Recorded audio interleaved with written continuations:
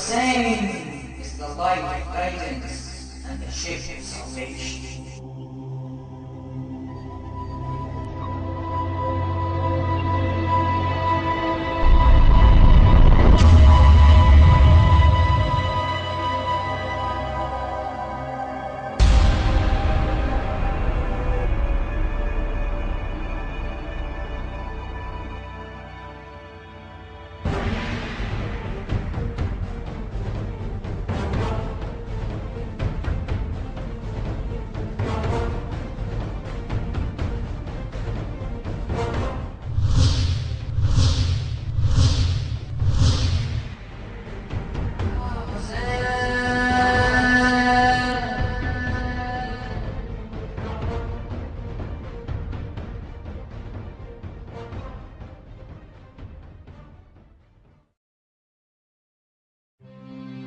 Imam Hussain is the symbol of peace and justice. He called for the implementation of Islamic freedom and respect for human rights. He is the grandson of the last messenger of God, Prophet Muhammad, peace be upon him. Lady Fatima az-Zahra, the only daughter of the Prophet Muhammad, also known as the mistress of the ladies of the world, is the mother of both Imam Hussain and Hussein. She is famous for her great knowledge, piety, and struggle towards justice. She is one of the best models to be followed, both by men and women. Imam Hussein's father is Imam Ali, the voice of human justice and the door of the city of knowledge. He is the first infallible and sinless Imam who is the right successor of Prophet Muhammad and his vicegerent appointed by Almighty God. He is also the cousin and son-in-law of the Prophet Muhammad.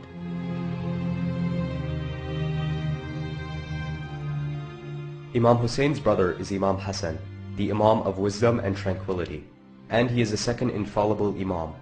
He was murdered by the Umayyad dictators with poison. After his death, Imam Hussain became the Imam of the nation. During his leadership, he would strive hard in order to preserve and propagate and teach and guide people towards the true message of Islam, and he would cater for everyone's needs, whether they were Muslims or non-Muslims, whether they were his friends or his enemies. And no, this was the Imam. At the time of Imam Hussain, the Umayyad rulers were committing every type of injustice and oppression that can be imagined. They killed tens of thousands of innocent people, murdering and torturing women and children. They put thousands of freedom lovers in jail and demolished the homes of whoever stood against their injustice and tyranny, causing suffering and leaving families homeless. The Umayyads were a tribe from Arabia which had unjust and oppressive and immoral people whose sole purpose was to gain power and rule over the people. Claiming to be Muslims, these tyrant and oppressive dictators spread mischief in the society in the name of Islam. They distorted the image and meaning of this great religion, the religion of peace and justice. They spent the state treasury of the Muslims to pay for the expenses of the ruler's relatives, hold celebrations, gamble, and pay soldiers to kill the innocents, while the common people were left dying of hunger and homelessness. In these alarming conditions, no one was able to make a change and save the people except for Imam Hussain. The Umayyads were the first dynasty to take over, or if you prefer, hijack, the religion of Islam. They committed all sorts of atrocities and murders in the name of that peaceful religion. In the year 60 of the Islamic calendar, Muawiyah, the ruler of Syria, died and his son Yazid came into power to start a new dictatorship. He was a frank abuser of human rights, wealth, and chastity of the society. He was a pleasure-seeking person, giving in to drinking, gambling, and wild parties, without caring to the problems of the society. It is also widely reported that he liked to spend time with young boys. He did not care for anything but his own pleasure, joy, and happiness. He used the public treasury to satisfy his desires. All was done in the name of Islam, and he called himself a representative of God. The descendants of Umayyad are Abu Sufyan and Muawiyah and Yazid and all those dictators known in history. If this situation would have continued without a revolution, the religion of peace, justice, and freedom would have been extinguished. That is why Imam Hussain, the symbol of justice, refused to pledge allegiance to Yazid and told his governor, We are the household of the prophethood, the source of messengership, the descending place of the angels. Through us, God had began showering His favors, and with us, He has perfected His favors. Whereas Yazid is a sinful person, a drunkard, the killer of innocent people, and one who openly indulges in sinful acts. A person like me can never pledge allegiance to a person like him. He had to show that the real Islam is not the Islam that was being preached by the Umayyads, and that the real religion of Islam is a peaceful religion. Yazid tried to assassinate Imam Hussain in the holy city of Medina. When Imam Hussain left to Mecca, Yazid sent hunters to assassinate him there. This alarming situation forced Imam Hussain to travel with his family and companions to Kufa, a city in Iraq whose people promised to aid and support his movement. When Yazid discovered that Imam Hussain was traveling to Kufa, he sent an army of 30,000 men to Karbala in Iraq to encircle Imam Hussein's camp and deprive him, his family and companions from drinking water to kill them by thirst. The Battle of Karbala occurred because the Imam wanted to reform the Muslims, and he wanted to show them that the Umayyads had absolutely nothing to do with Islam at all. Since the Umayyads had distorted Islam and the Muslims were deviating from the true teachings of the Prophet, the Imam wanted to revive, the true teachings of Islam, and he wanted to bring back authentic Islam so that the people may be on the right path. On the day of Ashura, the 10th of the month of Muharram, Imam Hussain, 17 members of his family, and 72 companions fought bravely against the army of Yazid. They preferred martyrdom over surrendering to the order of a tyrant ruler. The unjust killers did not pity or spare anyone. Imam Hussein's 6-month-old infant, children, and even some of the women were brutally murdered. Then the bodies were beheaded and paraded around the streets of Damascus. In Karbala, a sound in pain. I'm Zainab, sister of Hussein. She says to you, We learned everything from this tragedy. We learned how to live, we learned how to be alive. History is repeating itself. Today, there are dictators oppressing many countries of the world, who are following the example of Yazid by killing innocent people and freedom lovers. They are the main source of trouble, mischief, and corruption in the society. The same people who killed Imam Hussain, the symbol of justice on this earth, are killing all the freedom lovers and those who demand peace and justice in the world. Millions of freedom lovers, people who stand for peace and justice, were inspired by Imam Hussain. Mahatma Gandhi said, "I learnt from Hussain how to be oppressed yet victorious." So we learned that we should always be in support of the truth, even if it means losing everything, because there is no loss greater than the truth. Every year, millions of Muslims visit the holy shrine of Imam Hussain in Karbala, Iraq, and remember his noble and great sacrifice and his eternal stand for humanity against tyranny and oppression. We mourn and grieve when we remember Imam Hussain every year because we want to remind ourselves of the values he stood for. And shouldn't a hero be always remembered?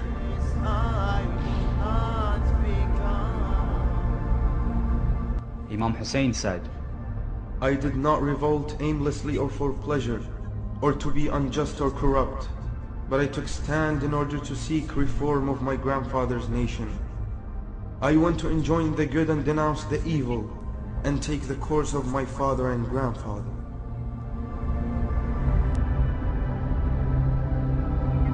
Imam Hussain, the eternal symbol of justice, freedom, and human rights.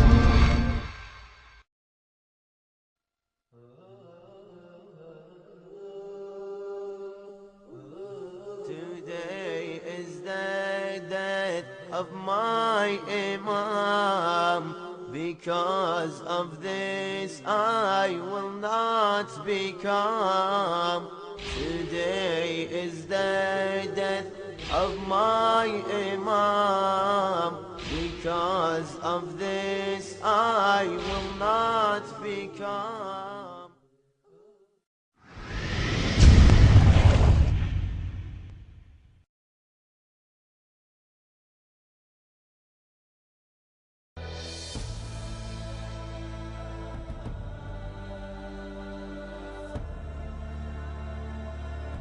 Hussein is adorned with the title, the father of the free man. And Hussein's ethos was about establishing freedom.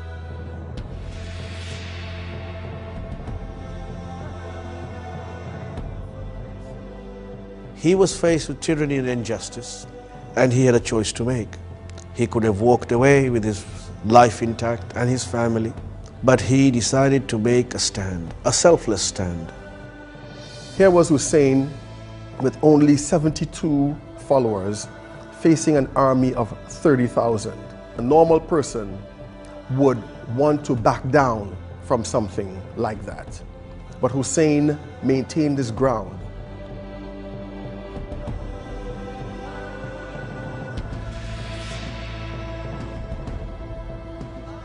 Hussein recognizes that for the religion to remain alive, for godly principles to remain alive, for morality to remain alive, for ethics to remain alive, he has to sacrifice his own life. For someone to give such a sacrifice, they must have full faith in that which they are doing and faith in that which they believe in. And so today, the name of Imam Hussain continues to be held up as a flag of human equality and dignity. And those people who are standing up for these causes remember the name of Imam Hussain.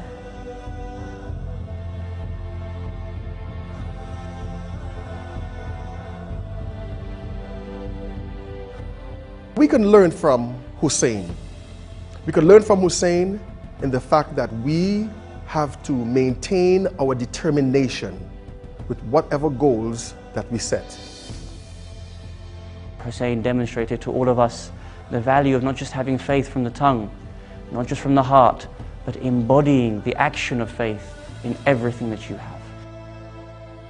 And for millions across the world today, Hussein stands as the exemplary individuals and the role model in seeking to establish freedom, dignity, honor, and the right for self-expression.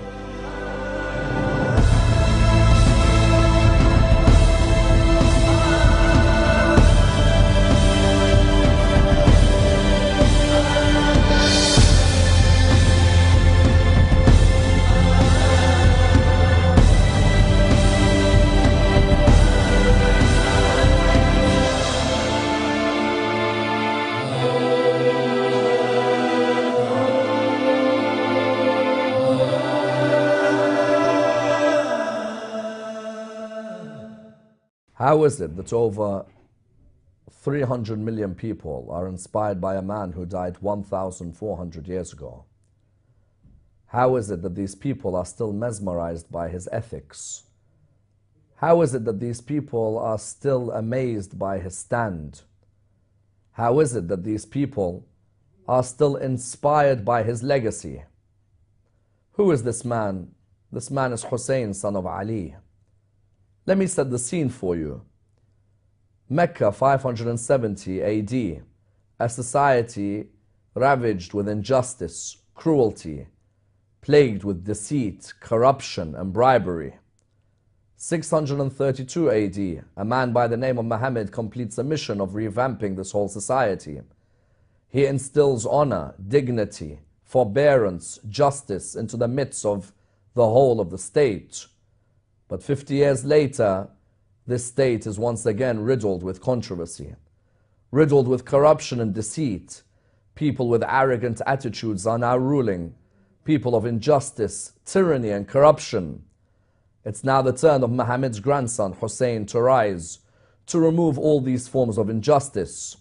He recognizes that he has to stand in order that he enjoins the good and forbids the evil.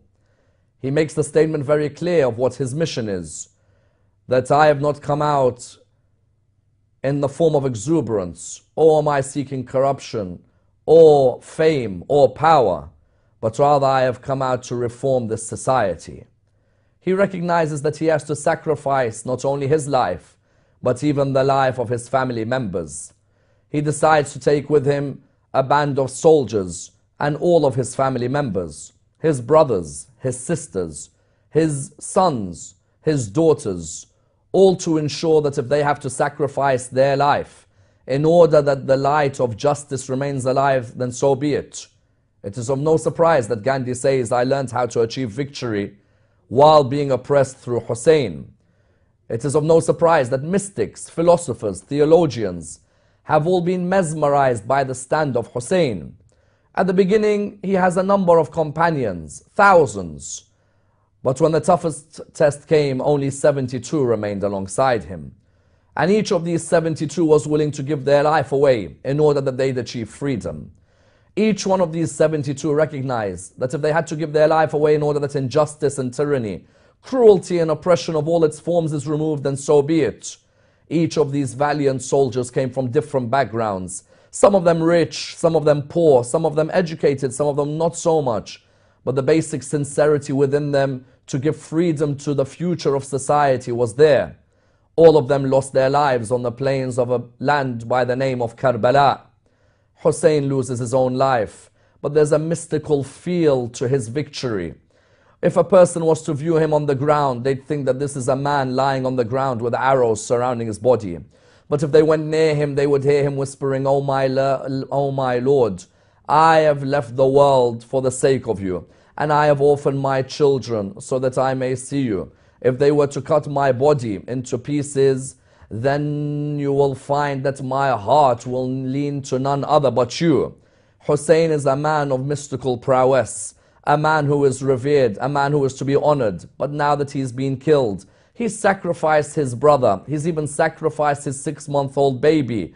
All of them now lie on the plains of Karbala. And it's the role of Hussein's sister Zainab to hold up the flag of justice, the flag of patience, the flag of compassion.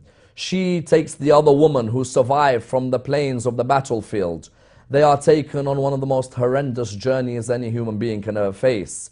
They have to leave the land of Karbala in Iraq towards another city in Iraq by the name of Kufa. Then they are taken further as prisoners with chains around their hands and around their feet in the hot weather towards the land of Syria and towards the ruler in Damascus.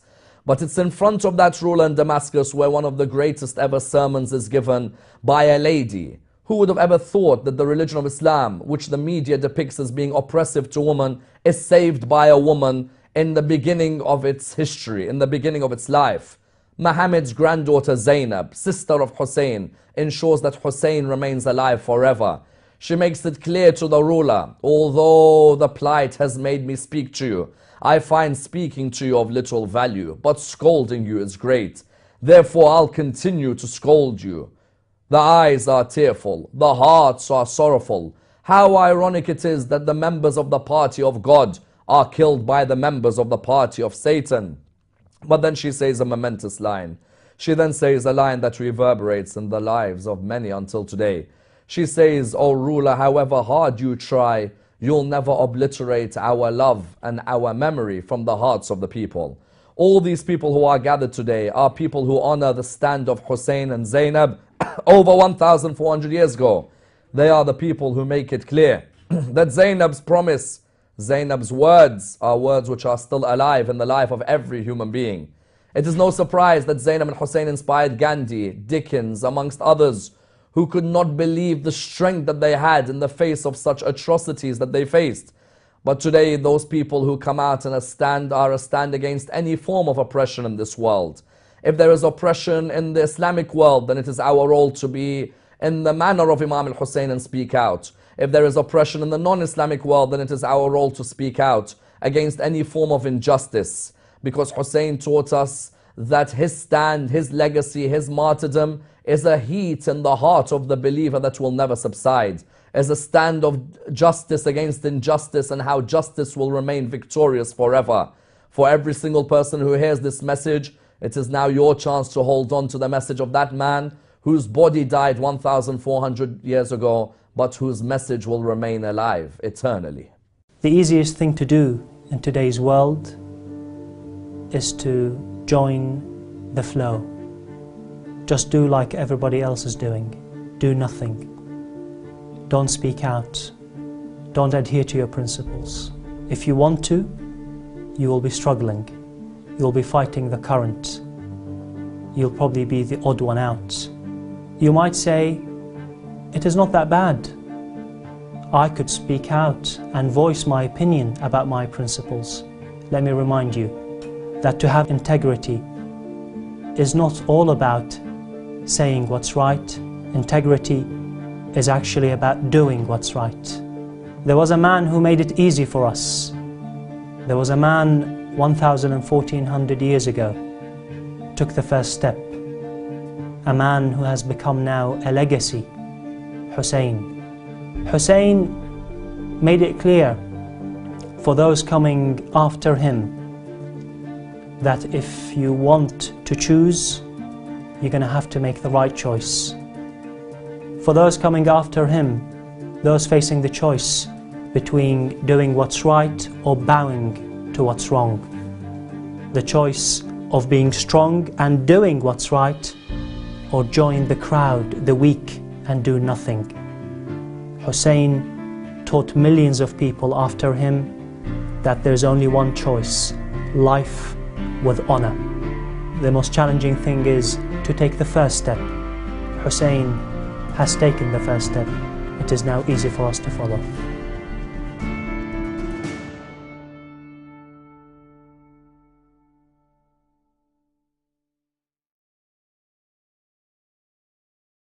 A compassionate human being is one who is considerate, kind, empathetic, and loving. An individual who is a magnet for others, irrespective of gender, creed, background, or denomination. If you and I want to look at a man who is truly the crystallization of love and compassion, then that individual was Hussein ibn Ali.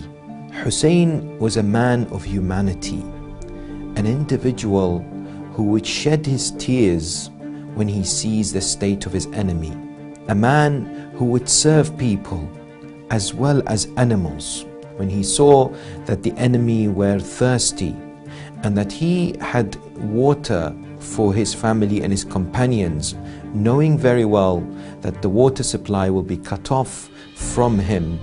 He would serve those who had come to surround him in the heat of the desert and would personally feed the horses. A man who looked at people with such kindness, with such warmth. The next time we think of compassion, we think of Hussein.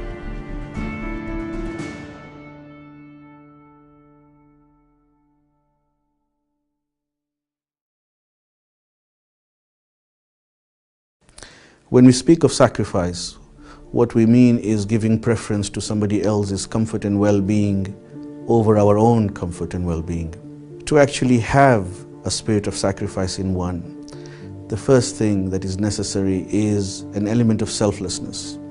A selfish person cannot sacrifice. When we look around, we see examples of sacrifice, the closest one to us being our mothers. We find that mothers easily sacrifice their own comfort for the well-being of their children. There are times in life where we will be called to sacrifice. Sometimes there is the right thing to do and the easy thing to do. In many cases, if we are truthful with ourselves, we tend to choose the easier path because the right thing to do perhaps requires the kind of sacrifice that we are not ready to give. We might think to ourselves that it is not to do with us. It is somebody else's problem. Somebody else can stand up for them. But if enough of us don't stand up, then one day we ourselves will be engulfed and we will wonder why nobody comes to our aid. The example of Hussein is a very clear example of a man who had the right thing to do and the easy thing to do. Around him, everybody turned away, looked away from the tyrant of his time, allowed things to happen. And Hussein also had this choice. Right up to the end of his life, he could have walked away. He could have signed a piece of paper and walked away. But he chose to do the right thing. And this is the lesson for us. The next time we have a choice between what is the easy thing to do and the right thing to do, what kind of choice will we make?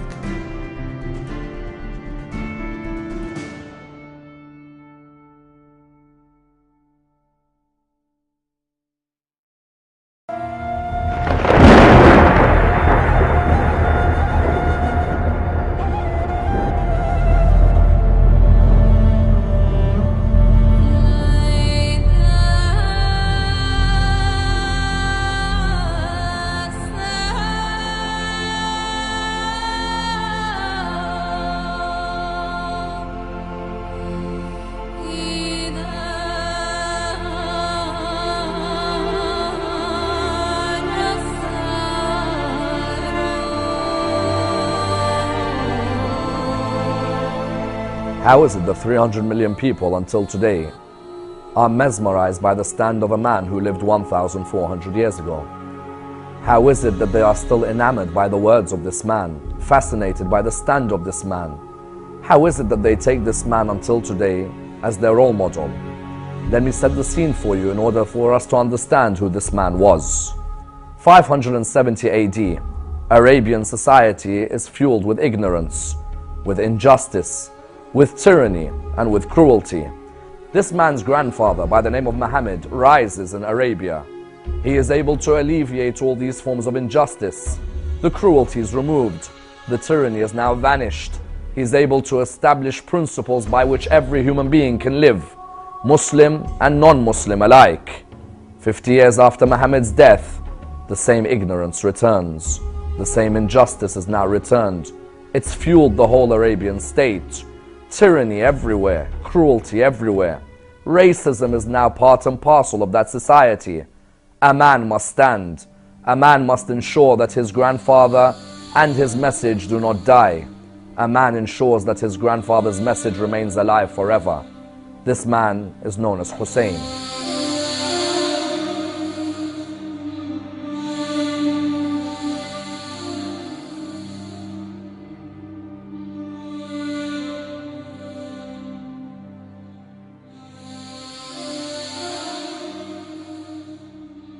Hussein transcends religion. His call transcends the Muslim and the Christian, the Jewish and the Buddhist, the Sikh and the Hindu. Even the atheist is invited towards this call until today.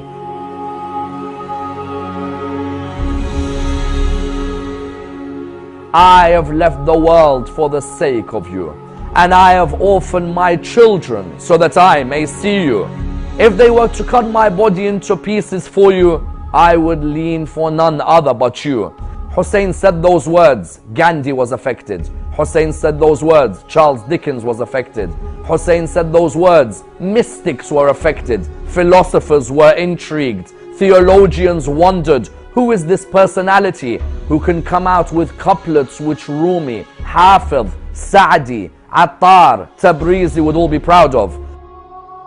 This is the real epic, the epic of Karbala, the epic of Hussein and his brothers, Hussein and his sons.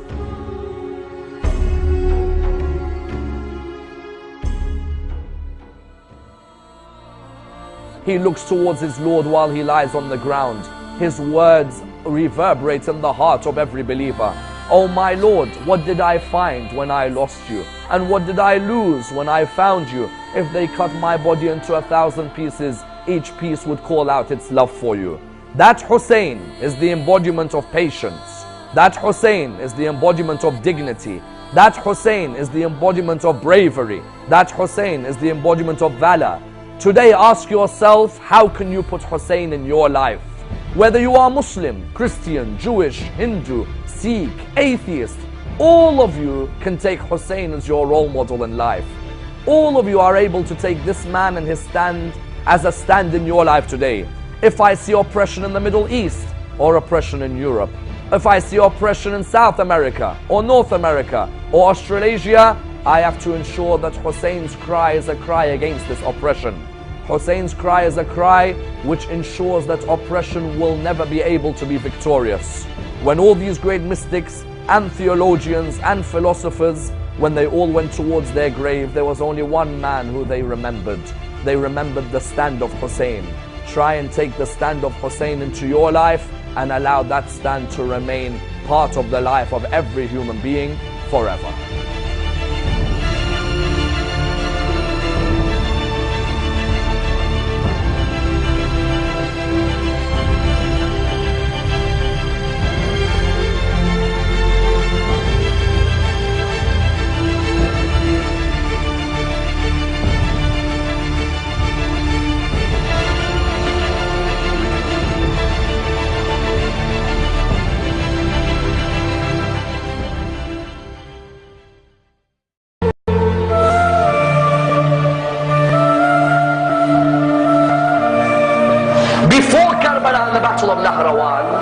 The soldiers who were caught by Ali ibn Abi Talib were standing there.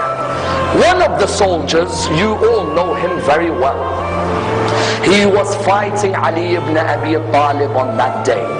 He had some rope around his hands. It wasn't too tight, but it was around the hands.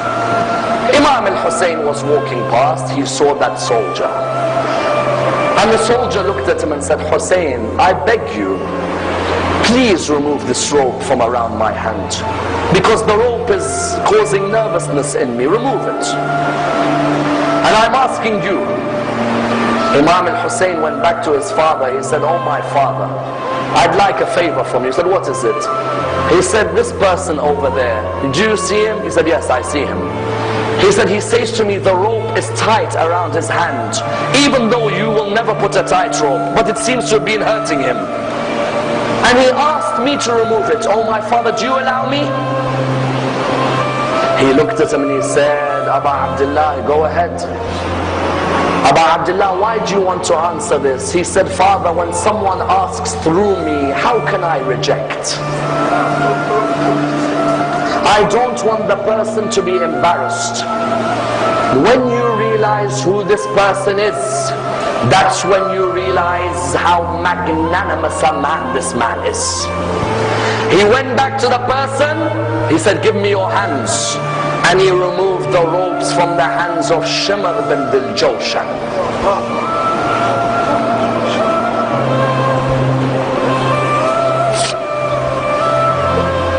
Tell me, which mercy did he show to you when he sat on your chest on the afternoon in Karbala?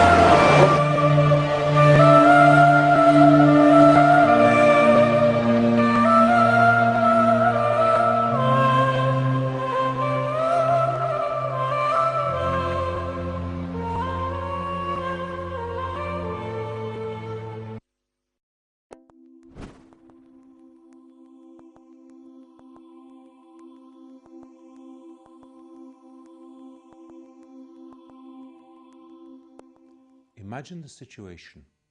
Hussein and his companions leave Mecca with the women and the children of their community, and they're heading toward Karbala, where the final battle will take place. All the way they are shepherded along by a squadron of soldiers under the leadership of a man called Al-Hur. They guide them, they force them in a certain direction. They're not allowed to turn back. One day they actually ride into the camp of Hussein, and Hussein notices that the men and their horses are in need of water. They're dry and thirsty. And so he shares his water with them. Imagine water in the desert. How important is that? He shares his water with them in an act of kindness and generosity. Some days later, we come to the field of battle itself. Al-Hur is arranged with the enemy about to commence battle against Hussein. Al-Hur's heart is moved by the kindness and generosity of Hussein, and so he breaks ranks, he rides down into the camp, throws himself on the ground at the feet of Hussein and says, I'm the man who brought you here. I'm the man who brought you to death on this field of battle. Please forgive me. Hussein reaches his hand down to him. He raises him to his feet. He restores him to human dignity, gives him forgiveness, and then Al-Hur takes up his arms and fights together with Hussein, because here was a man who was touched by the qualities of Hussein, his kindness, his noble spirit, his generosity, his compassion, and he saw his own self and sought forgiveness.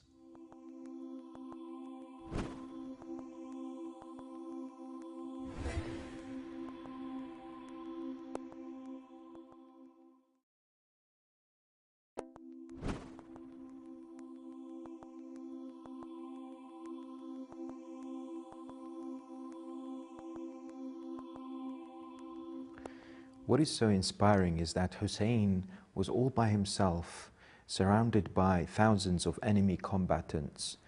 And then all of a sudden he noticed that his family members were being attacked from different directions. He made out a cry that reverberates throughout centuries and actually inspires and awakens the conscience of so many. he said, be free in this world. And Hussein's ethos was about establishing freedom and promoting human rights and standing against injustice and oppression. Now, for a man who noticed that there was widespread cancerous dictatorship and oppression that was very much strife at that time, he stood to correct it. He stood to eliminate any type of hypocrisy that existed at that time. And therefore, he stands as an embodiment of those who are seeking to establish freedom and the expression, rights to express oneself at all times, at all centuries. Human beings are generally craving to practice their faith and to be given the freedom to express themselves. And for millions across the world today, Hussein stands as the exemplary individuals and the role model in seeking to establish freedom, dignity, honor, and the right for self-expression.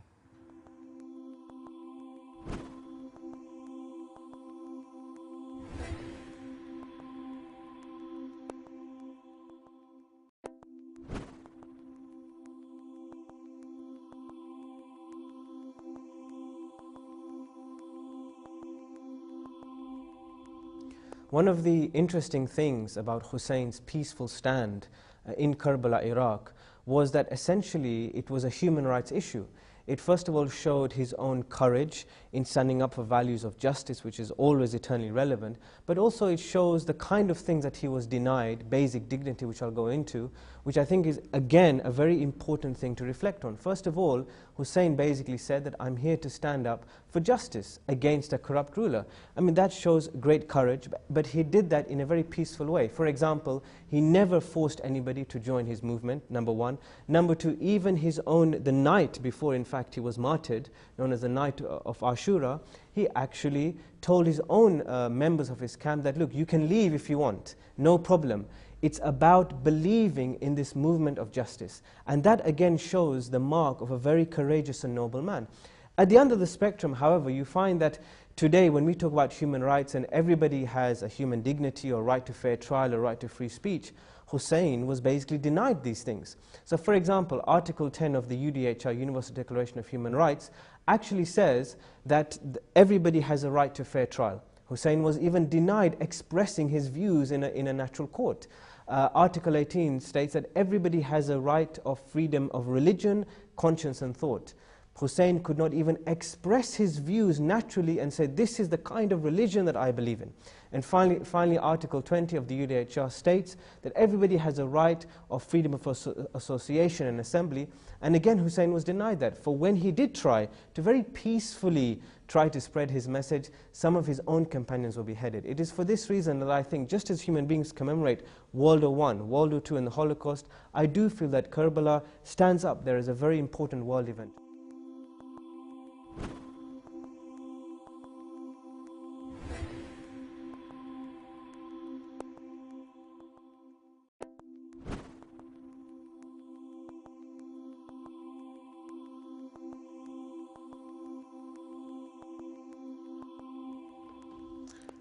"1,400 years ago, a man called Hussein stood at crossroads. He had arrived at the plains of Karbala in Iraq, faced with a stark choice, as many of us are faced with in our lives. He was faced with tyranny and injustice, and he had a choice to make. He could have walked away with his life intact and his family, but he decided to make a stand, a selfless stand. It was not for him that he stood to be counted. It was for humanity at large. It was to stand up against injustice of his day. The selflessness of Hussein is a lesson for all of us, for all of humanity. Many, many times in our lives, we come across situations where we know we should make a stand, we know we should say something, but perhaps we're apathetic, perhaps we feel it'll be too much of a chore, and we decide to look the other way, because at this point in time, it's not about us. Meanwhile, people suffer. The question is, can we learn from Hussain the secret of selflessness? What will you do the next time you are faced with the same crossroads that Hussain? Will you walk away, or will you decide to make a stand? The choice is yours.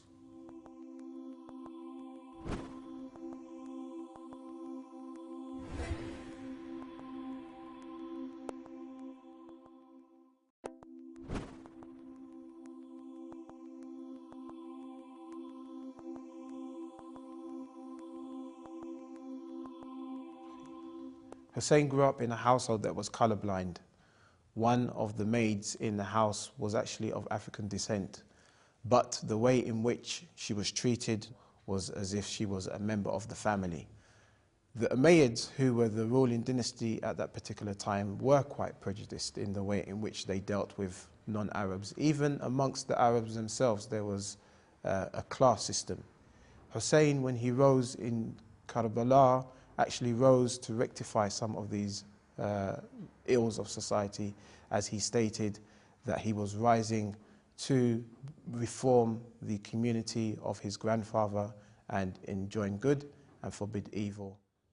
We see that when John actually went into battle and fought and was eventually martyred, Hussain actually came to the dead body of John, and he did something which the Arabs at the time couldn't really understand. He dismounted and lay down next to John and placed his cheek alongside the cheek of John, this martyred African freed slave. And this is something that he actually did with his own son when he passed away or was martyred on the plains of Karbala as well. This shows that Hussain was trying to tell the world that there was really no difference between a freed slave who was from African descent and his own son who was an Arab. While in this day and age, this gesture of Hussain makes sense for the 7th century Arabs, many of whom were still very racist, it didn't. And even though he was just minutes away from his own demise, his own death, he still found the time to make a very important gesture like this, which resonates till today.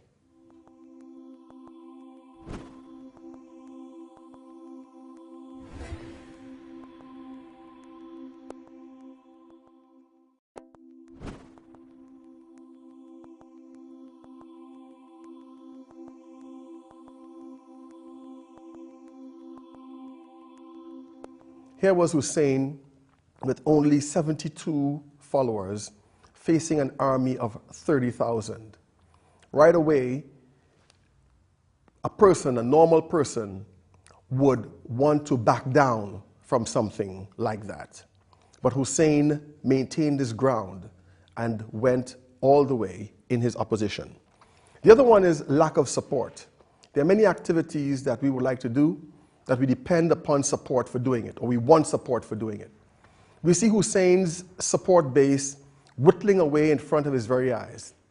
And even though he had options in terms of withdrawing from the fight, we see that he continued pressing on in moving towards his goal. So we can learn from Hussain. We can learn from Hussain in the fact that we have to maintain our determination with whatever goals that we set.